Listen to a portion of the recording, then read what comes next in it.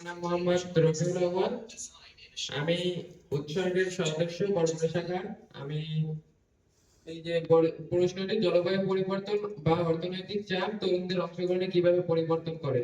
বর্তমান গ্লোবালাইজেশনের ভিতরে জলবায়ু অনেক দ্রুতই পরিবর্তন হচ্ছে।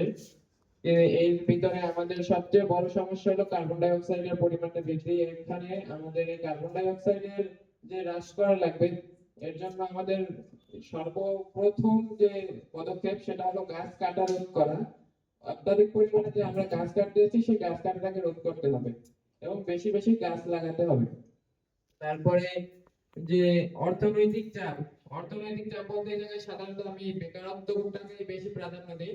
এই বেকারত্বের ভিতরে আমাদের তরুণরা অনেকভাবেই আছে, পিছিয়ে আছে। কারণ এখন যদি চিন্তা করি, একজন 18 বছর বা 20 বছরের একজন ছেলে বা মেয়ে, সে এখন পর্যন্ত কোনো টাকা ইনকাম করার তার কোনো ই নাই। পরিবারের পক্ষেও তার এত বড় হয়ে যাওয়ার পর তার কোনো অর্থনৈতিকভাবে তাকে সাহায্য করা এটা সম্ভব হচ্ছে না অনেক পরিবারের ক্ষেত্রেই।